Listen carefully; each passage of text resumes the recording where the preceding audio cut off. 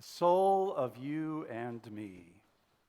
So growing up in Mississippi, we ate wild game, we ate possum, snake, squirrel, waterfowl, and even a skunk once or twice, along with grits and collard greens and mac and cheese. No wonder I am a pescatarian. After all that soul food, the beginning of my early life, right? So on my sabbatical, I reconnected with soul food, and I gave myself a little bit of a license to eat beyond pescatarianism and beyond vegetarianism. Here's a little soul food journey for the eyes for your hungry stomachs. This Shrimp Poor Boy Mockingbird Cafe, Bay St. Louis, Mississippi, that is actually a new friend of mine, Essie, sitting across from the shared table. We had a very long conversation, but she didn't want her picture taken. And the next one is Slaps Catfish on the coast, Biloxi. A hole in the wall, but it is seriously the best fat catfish cheeks I've ever had.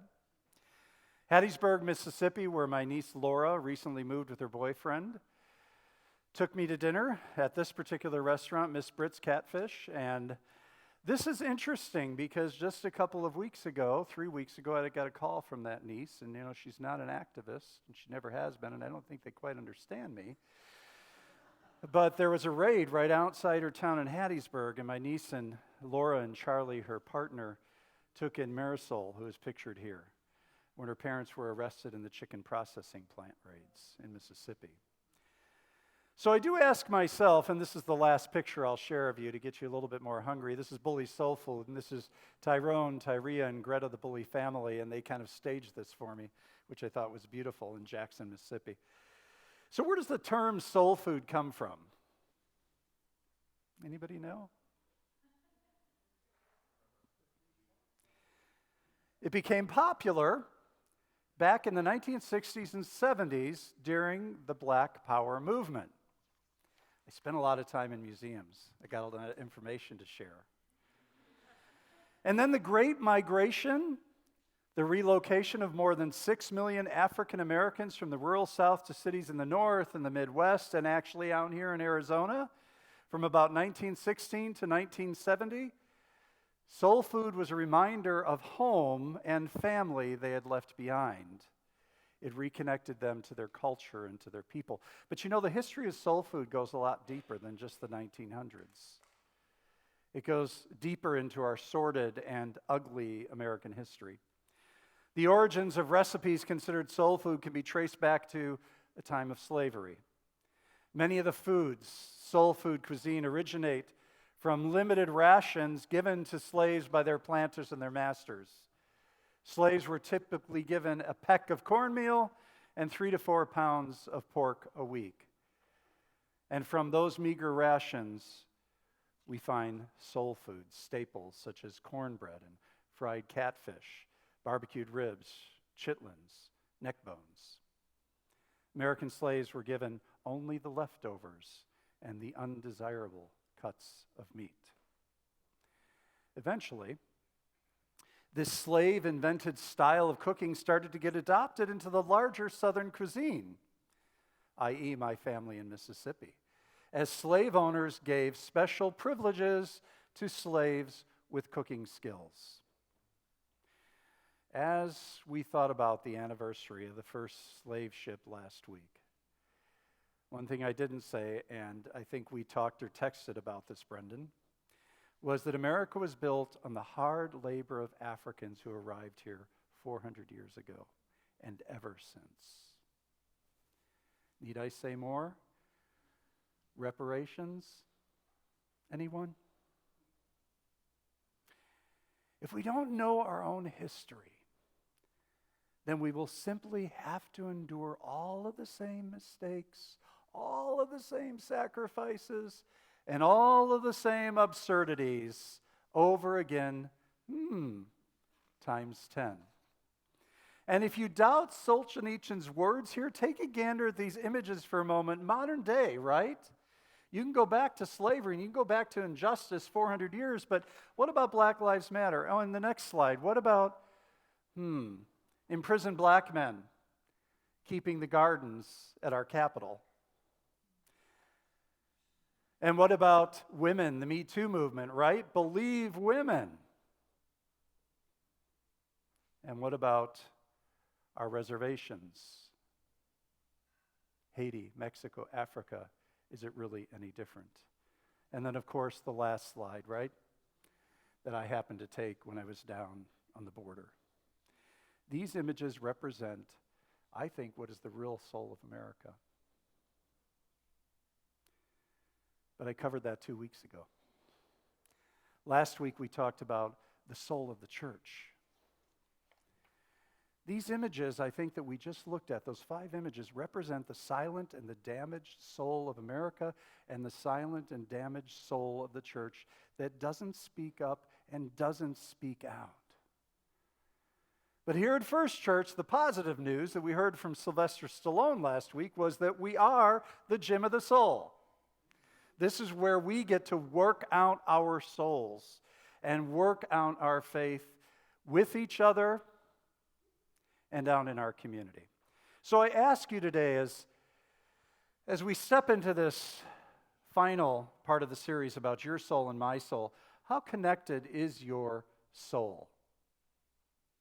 How connected are you to your soul? How connected are you to the soul of God? How is your soul doing these days? I don't know if anybody's asked you that. How connected are you to the souls of those that you are in relationship with? Your spouses, your partners, your friends, your family, the people sitting next to you in the pew. Jesus said, "Do not fear those who can kill the body but are unable to kill the soul." What do you fear the most? Living in fear in our outer selves affects our inner selves. And I think because we live with such fear, our souls begin to die a slow death. What makes our souls fearful? Do you spend your time feeding your soul or feeding your body? And which is priority? Mahatma Gandhi said, and I want to give him a shout out, there are people in the world so hungry that God cannot appear to them except in the form of bread. And there are some of those among us in this community. I think it's odd that many human beings haven't found their own blueprint or their own soul. So they cannot see it in anyone else or anywhere else, because like knows like, right? Instead, most religious people are largely conformists. Look how we conform here during worship. We sit facing the front in our pews. We stand up, we sit down, we stand up, we sit down. We look strangely at somebody that may be lifting his or her hands during worship, or God forbid, somebody that enters the aisle and might actually dance to the music, like Miriam and David did in the Older Testament when they were worshiping. We're distracted as we notice, the hairs on the back of the head of the person sitting in front of us. Take a look. We wonder, did she or he really comb and style his or her that way? Did he or she really wear that outfit? Charlie hits the wrong note, which I don't think he actually ever does. But if he does, you bet somebody's going to hear about it, at least in their own head and their own mind, right? So the idea of conforming or transforming, we are told that Jesus has entered the world to transform us and to move us away from conformity. Here in this place of great diversity, we still have our ways of conforming. But in the world of faith and in the world of soul, it's really about not conforming to the world, but it's really being transformed from the inside out. In other words, turning our souls inside out in this process of transformation and change. Buddhism and Jesus teach us there's no enemy outside our soul. The real enemies live inside us. Anger, ego, greed, and hate. My sense of being a pastor and a social worker for, 40 years now, almost, is that most of the people that I know that are people of faith are trying to save something they haven't even found yet. They're trying to save their soul. And I probably would include myself in that group often. St. Francis of Assisi spent many days, weeks, months walking the roads of Umbria and letting nature teach him about soul. Francis knew and he respected creation, calling animals and sun and moon and even the weather and the elements his brothers and his sisters. And through extended time in nature, St. Francis became intimately connected with non-human living things and came to recognize that the natural world was endued and enveloped with soul. And Jesus himself often said, I've got a really troubled soul. So if your soul is troubled today, we're all in good company. God, my soul is troubled. And what did Jesus do when his soul was troubled? What did he do? He went to be still. He went off to a mountain, to a valley, to nature. I love this picture of Jesus looking up at the universe. He went away to reconnect with his soul and with the soul of his God, so that he could go back and connect to the souls of others. Because I think if anybody lived his life from the soul, it was Jesus. St. Francis said, when the soul is troubled, lonely, and darkened, then it turns easily to the outer comfort and to the empty enjoyments of the world. What about losing your soul? I believe it was in a moment of connectedness to God and connectedness to soul that Jesus said the words that have been the basis for our message in our series. And he said this to his power-hungry disciples. And I think he said, look, guys, is there anything really worth losing your soul for? Your connection to God, your connection to Yahweh, your connection to each other as my disciples, your connection to the soul of nature itself? On sabbatical, I found this quote, and I have no idea who the author is, nor does anybody else, but it hit my soul and my mind like a ton of bricks. And it was these words: in a world where everyone wears a mask, it's a privilege to see a soul. Let me give you some context. I was sitting actually in a McDonald's parking lot in Greenwood, Mississippi, and Edith, before I left, told me to scratch off some of my more controversial stickers, which I did not do. And so I didn't listen to Edith. So I was in Greenwood, Mississippi at the Museum of the Delta. This is the Museum of the Delta. It was Friday, July 5th. Now, I had called ahead of time, and they said, of course we'll be open on the 5th. I was supposed to meet the curator, but instead they decided to take an extra vacation day and remain closed on the 4th of July weekend, so thus on the 5th. But nobody told me, which is all good. I would disappointedly look through those glass doors. I just kind of looked around at what I could see, right? Because I was anxious because there was a lot of paraphernalia and a lot of history around the civil rights movement in the Delta. And suddenly, a Greenwood police officer pulled up behind my pickup truck. I assume he ran my plates because he wasn't too quick getting out of the car. And he walked up to me as I was reading the notices and longingly peering through the window, and here's what he said. He said, I saw the Black Lives Matter sticker. You from Arizona? Mm-hmm. Yes, sir. Well, I need to tell you, around here, Blue Lives Matter.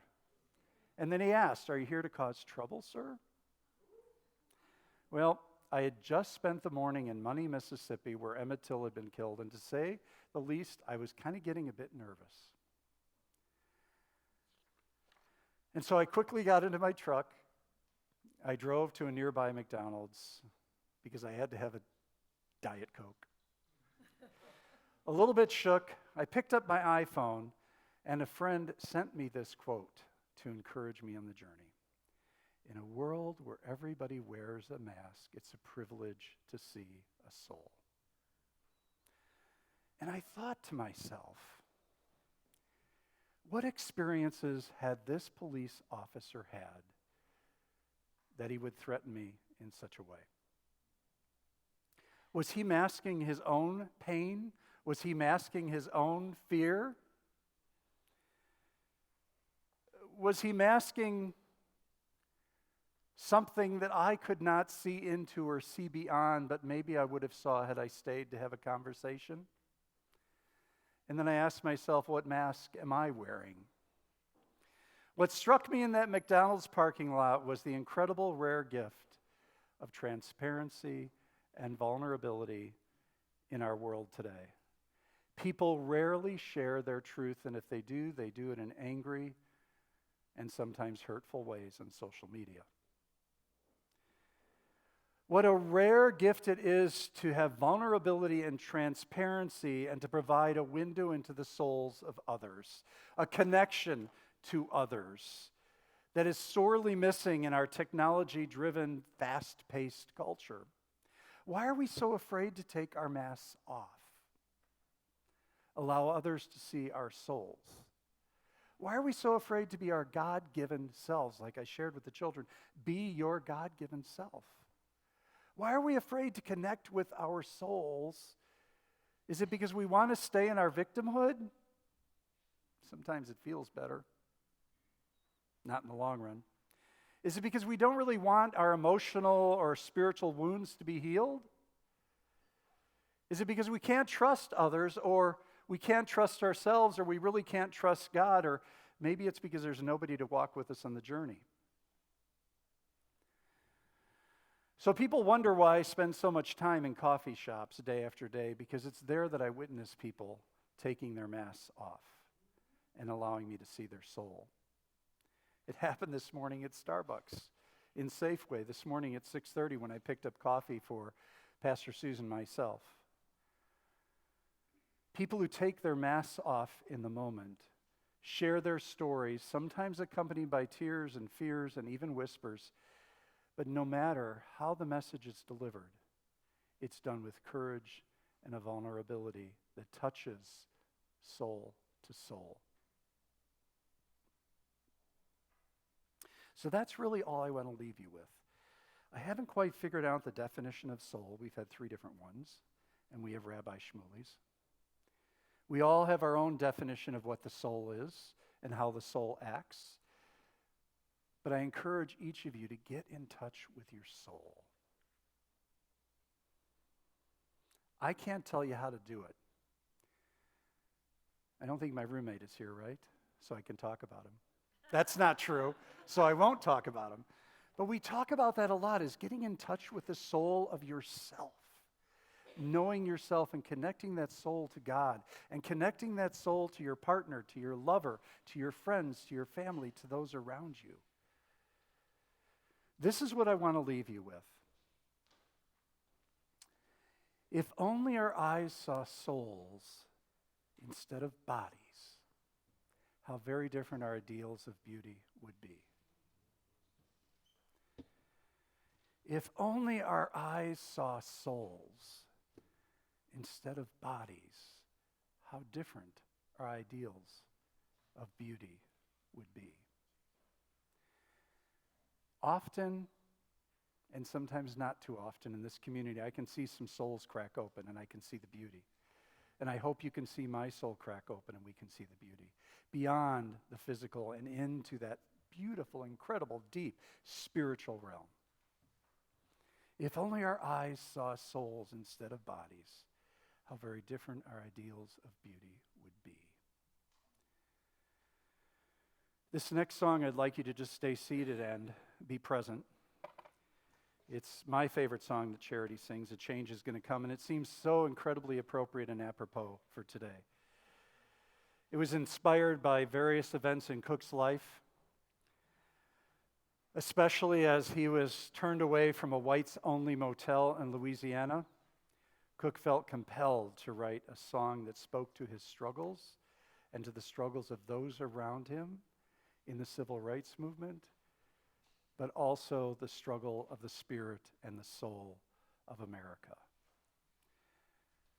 So it has this beautiful refrain. It's been a long time coming, but I know a change is going to come.